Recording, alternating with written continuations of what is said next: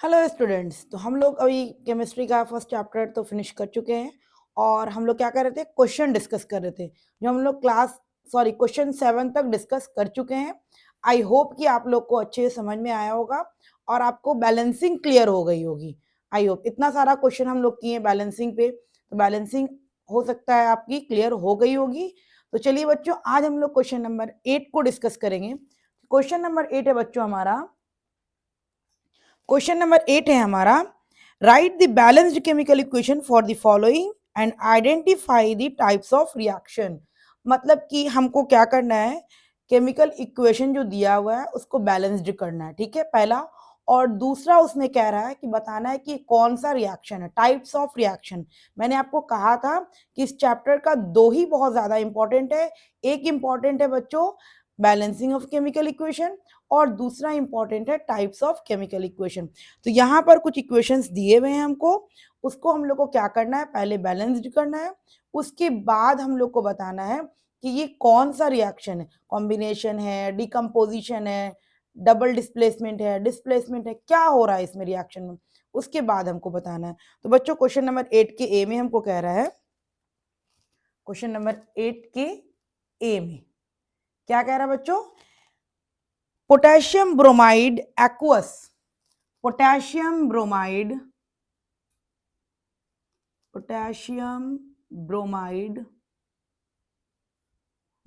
Aqueous दिया हुआ है, ठीक है। इसको किसके साथ रिएक्ट करवाया है बच्चों, barium iodide, barium iodide, barium iodide, ठीक है। ये रिएक्शन करवाया है बेरियम आयोडाइड के साथ, और बेरियम आयोडाइड भी हमारा एक्वस फॉर्म में है। और हमको रिएक्शन के बाद क्या मिला है potassium iodide and barium bromide, potassium iodide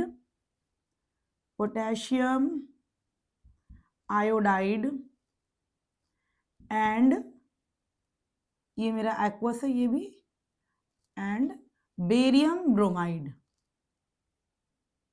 barium bromide solid के फॉर्म मिलता है, ठीक है बच्चों। ये हमको दिया हुआ है इक्वेशन।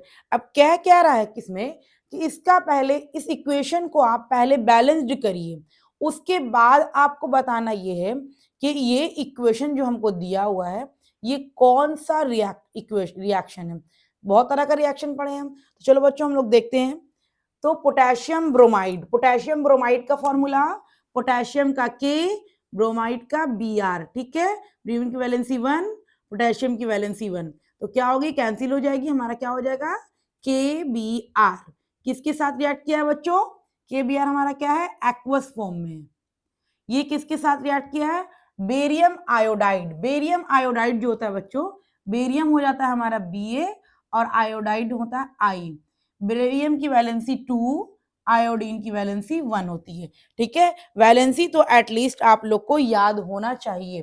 तो हमारा हो जाएगा Ba क्रॉस मल्टीप्लाई होगा BaI2, बेरियम आयोडाइड किसके साथ रिएक्ट किया, क्या दिया, पोटेशियम आयोडाइड, पोटेशियम का के, आयोडीन का I, इसकी वैलेंसी 1 और इसकी भी वैलेंसी 1, तो क्या हो जाएगा हमारा KI। और क्या दिया बच्चों, बेरियम ब्रोमाइड, बेरियम की Ba, ब्रोमाइड का Br, बेरियम की वैलेंसी 2, ब्रोमीन की वैलेंसी 1, क्रॉस मल्टीप्लाई BaBr2। ये हमको इक्वेशन के जो दिया हुआ है उसके अकॉर्डिंग हमारा क्या इक्वेशन बना, दिख गया बच्चों आपको। अब हमको क्या करना है, इसको बैलेंस्ड करना है। क्वेश्चन हमारा पूछ रहा है पहले इक्वेशन लिखिए, फिर इक्वेशन को बैलेंस्ड करिए और उसके बाद आप बताइए कि ये किस तरह का रिएक्शन हुआ है। चलिए तो हम देखते हैं, सबसे पहले हम लोग इसी मेथड से जाएंगे, मेटल्स, हम लोग वही मेथड फॉलो करेंगे बच्चों, मेटल्स, नॉन मेटल्स, फिर ऑक्सीजन एंड हाइड्रोजन। इस मेथड से जाओगे बच्चों, इजी भी रहता है और सही भी रहता है। बस बच्चे एक जगह पे मिस्टेक क्या करते हैं, वो कंफ्यूज्ड क्या हो जाते हैं, जो दोबारा उनको चेक करना रहता है, यानी कि कोई भी एक बैलेंस करते हैं। मैंने बताया था कोई भी एक अगर आप बैलेंस करोगे आपको फिर से 1 स्टेप पे जाना पड़ेगा। बच्चे बस यहीं पर कंफ्यूज होते हैं, बैलेंस करते चले जाते हैं, 1 स्टेप पे नहीं जाते हैं। तो आपको करना क्या है, पहले बैलेंस करना है, फिर कोई नंबर ऐड हुआ फिर से आपको 1 स्टेप पे जाना है। ठीक है, तो हम लोग पोटेशियम, बच्चों देखो पहले मेटल हमारा क्या है, पोटेशियम भी हमारा मेटल है और बेरियम भी हमारा मेटल है। तो मेटल कैसे पता करेंगे बच्चों, आप लोग को इलेक्ट्रॉनिक कॉन्फ़िगरेशन सीखे होंगे। इलेक्ट्रॉनिक कॉन्फ़िगरेशन में जिसके आउटर मोस्ट शेल में 1 आएगा, 2 आएगा, 3 आएगा, वो हमारा क्या होता है बच्चों, मेटल होता है। यही याद रखना है बस, जिसके आउटर मोस्ट शेल में 1 आता है, 2 आता है और 3 आता है। आप लोग इलेक्ट्रॉनिक कॉन्फ़िगरेशन 9th में आई होप कि बहुत अच्छे से सीखे होंगे। तो आपको बस अगर मैं आपको पोटेशियम का ही देती हूँ, तो पोटेशियम का एटॉमिक नंबर कितना होता है, पोटेशियम का एटॉमिक नंबर कितना होता है बच्चों, 19 होता है। ठीक है, तो इसका क्या हो जाएगा, के एलिमेंट आप लोग सीखे होंगे 2 8 8 1। ठीक है, ये होता है electronic configuration. Outermost shell में नंबर ऑफ इलेक्ट्रॉन कितना आया बच्चों, 1 आया, तो ये क्या है बच्चों, मेरा मेटल है।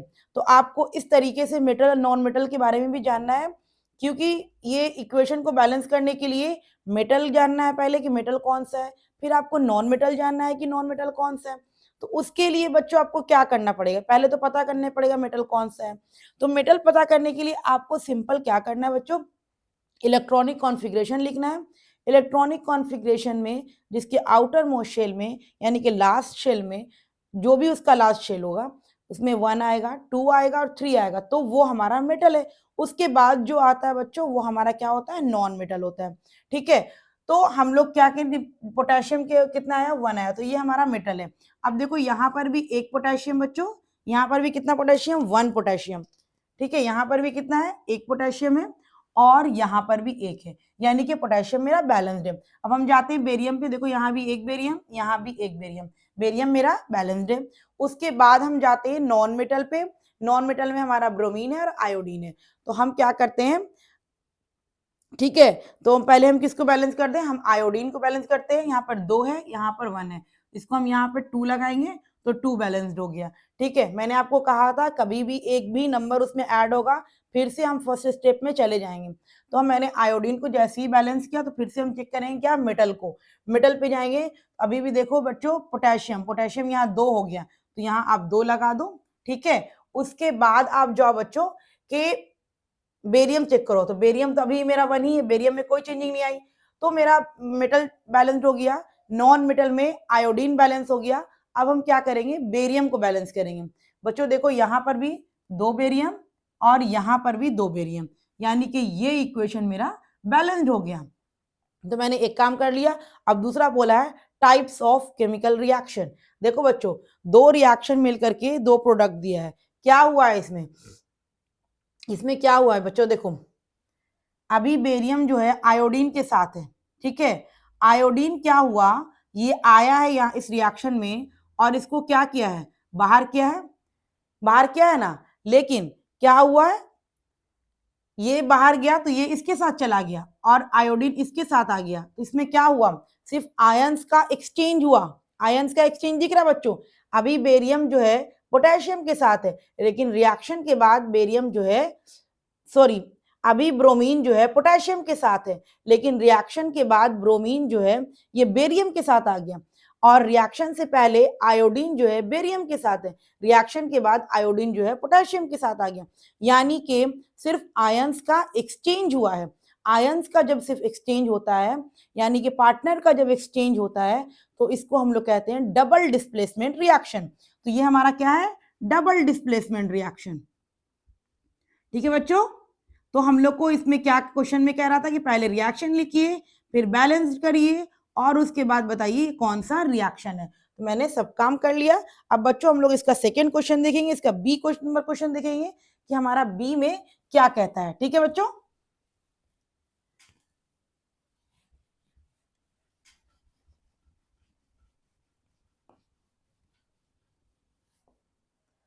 तो ये था हमारा 8 का ए। अब हम लोग 8 के बी में हमारा कह रहा है जिंक कार्बोनेट जब को रिएक्ट करवाए हैं, जिंक कार्बोनेट को जब मैंने हीट किया तो जिंक ऑक्साइड और कार्बन डाइऑक्साइड गैस दिया है। ठीक है बच्चों, तो जिंक बी में हमारा है, बी में हमारा क्या है बच्चों, जिंक ऑक्साइड। ठीक है, तो ये है हमारा क्वेश्चन नंबर बी। इसमें क्या करना है, कौन रिएक्ट किया है, zinc oxide, sorry zinc carbonate. Zinc carbonate किस फॉर्म में रहता है, सॉलिड के फॉर्म में रहता है। ठीक है, zinc carbonate, zinc carbonate solid के फॉर्म में रिएक्शन किया है, किसके साथ रिएक्शन किया है, सॉरी रिएक्शन किया, जिंक कार्बोनेट जब हीट हुआ है तो हमको दिया है zinc oxide and carbon dioxide, zinc oxide and carbon dioxide, carbon dioxide. ठीक है बच्चों, ये दिया है क्वेश्चन में। तो जिंक कार्बोनेट, जिंक कार्बोनेट हमारा आता था, जिंक और कार्बोनेट आप लिखो, जिंक कार्बोनेट लिख लिए, कार्बोनेट की वैलेंसी 2, जिंक की वैलेंसी 2। ठीक है, जिंक की वैलेंसी भी 2 होती है और कार्बोनेट की वैलेंसी भी क्या होती है, 2 होती है। तो 2 और 2 कैंसिल हो जाएगा, हमारा हो जाएगा ZnCO3। इस सॉलिड फॉर्म में है, जब इसको हम लोग क्या करते हैं, हीट करते हैं। बच्चों ये लिखा रहेगा, समझ जाना हीट का फॉर्म है। तो जिंक ऑक्साइड दिया है, जिंक ऑक्साइड। ठीक है, और हमको क्या दिया है, कार्बन डाइऑक्साइड गैस दिया है। ठीक है बच्चों, अब हम क्या करते हैं, इसको हम बैलेंस्ड कर देते हैं। बैलेंस्ड करो, जिंक एक जिंक दो जिंक, वही स्टेप जाएंगे, metals, non metal, oxygen and hydrogen. ठीक है, यही हमारा बैलेंसिंग का सीक्वेंस रहेगा। हाइड्रोजन, तो मेटल हमारा जिंक है, जिंक बैलेंस है। नॉन मेटल हमारा कार्बन है, कार्बन यहाँ भी, कार्बन यहाँ भी। और उसके बाद हम जाएंगे ऑक्सीजन। ऑक्सीजन देखो बच्चों, यहाँ 3 है, यहाँ 2 है। हमको 3 बनाने के लिए क्या करना पड़ेगा, यहाँ पर अगर हम 3 कर देंगे तो 3 2 6 ऑक्सीजन, और यहाँ पर अगर हम 2 कर देंगे 2 3 6 ऑक्सीजन। ऑक्सीजन मेरा क्या हो गया, बैलेंस्ड हो गया। अब हम क्या करेंगे, जैसे ही ऑक्सीजन बैलेंस हो फिर से स्टेप 1 में जाएंगे। स्टेप 1 में जब हम जाएंगे तो हमारा क्या होगा बच्चों, हम लोग स्टेप 1 में अगर जाते हैं तो स्टेप 1 में जो हमारा होगा, सॉरी बैलेंस करने की इसकी जरूरत ही नहीं है हमको, बैलेंस है ऑलरेडी मेरा इक्वेशन। देखिए एक जिंक एक जिंक, ठीक है, एक कार्बन एक कार्बन। बच्चों यहाँ एक ऑक्सीजन है और एक ऑक्सीजन, 2 ऑक्सीजन हमारा यहाँ है, दो और एक 3 ऑक्सीजन, 3 ऑक्सीजन यहाँ है। ये इक्वेशन क्या है हमारा, बैलेंस्ड है। इसको बैलेंस्ड करने की हमको जरूरत नहीं है। और तो इसका हमको सी में कह रहा है, क्वेश्चन नंबर सी है इसका, हाइड्रोजन प्लस क्लोरीन। सी कह रहा है हमारा, क्या कह रहा है बच्चों, हाइड्रोजन, हाइड्रोजन गैस के फॉर्म में प्लस क्लोरीन, क्लोरीन गैस के फॉर्म में है। ये रिएक्शन के बाद हमको दिया है हाइड्रोक्लोराइड, हाइड्रोजन क्लोराइड। ठीक है, हाइड्रोक्लोरिक एसिड भी होता है वो, हाइड्रोजन क्लोराइड, हाइड्रोजन क्लोराइड क्या दे बच्चों, हाइड्रोजन क्लोराइड दिया है हमको। हाइड्रोजन गैस जब रिएक्ट किया है क्लोरीन गैस के साथ तो हमको क्या दिया बच्चों, हाइड्रोजन क्लोराइड दिया है। हाइड्रोजन क्लोराइड को हम लोग HCl बोलते हैं, यानी कि हाइड्रोक्लोरिक एसिड भी बोलते हैं हाइड्रोजन क्लोराइड को। कोई दिक्कत नहीं होना चाहिए यहाँ तक आप लोगों को, ठीक है, हाइड्रोजन क्लोराइड बोलते हैं। अब हम क्या करेंगे, अब हम उसको पहले इक्वेशन लिखेंगे। चलो बच्चों लिखते हैं, इक्वेशन है हमारा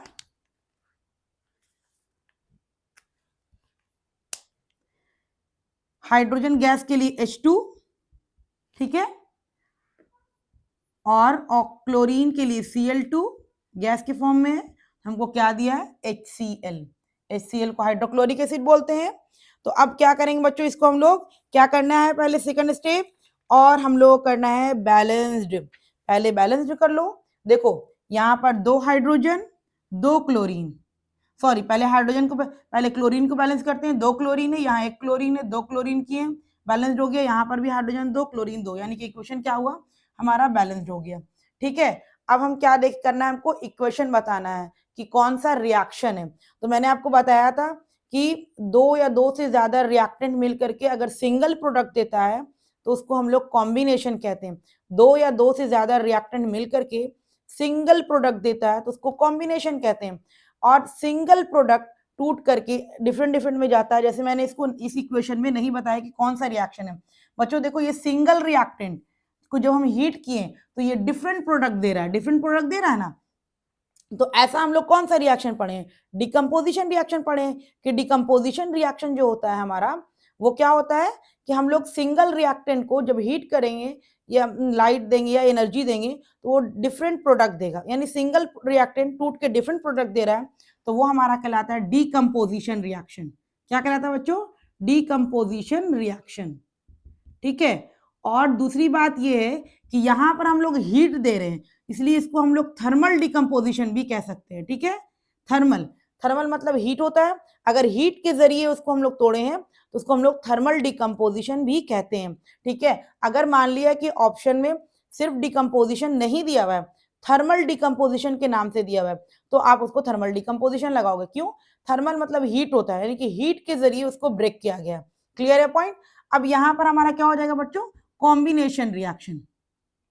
कॉम्बिनेशन रिएक्शन हो जाएगा, आप लोग को दिख रहा है, दो रिएक्टेंट मिलकर के, मैंने कहा था दो या दो से ज्यादा रिएक्टेंट मिलकर के अगर सिंगल प्रोडक्ट देता है तो वो कहलाता है कॉम्बिनेशन, और सिंगल रिएक्टेंट टूट करके डिफरेंट प्रोडक्ट देता है तो वो कहलाता है डिकम्पोजिशन। अगर हीट के जरिए तोड़ा गया है तो वो कहलाता है थर्मल डिकम्पोजिशन, हीट के जरिए तोड़ा गया है तो कहलाता है थर्मल डिकम्पोजिशन। क्लियर है पॉइंट। चलिए अब हम लोग नेक्स्ट क्वेश्चन देखते हैं, इसका डी। डी क्वेश्चन है हमारा,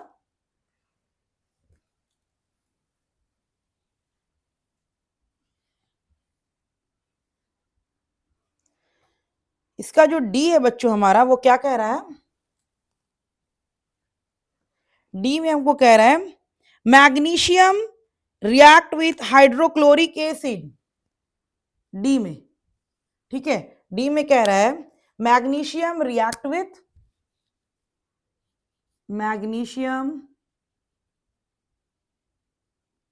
react with hydrochloric acid, hydrochloric acid. Magnesium किसके साथ रिएक्ट किया है, हाइड्रोक्लोरिक एसिड के साथ। ये क्या है, एक्वस फॉर्म में है और ये हमारा सॉलिड के फॉर्म में है। ठीक है, एक क्वेश्चन में दिया हुआ है, और हमको क्या दिया, magnesium chloride plus hydrogen gas.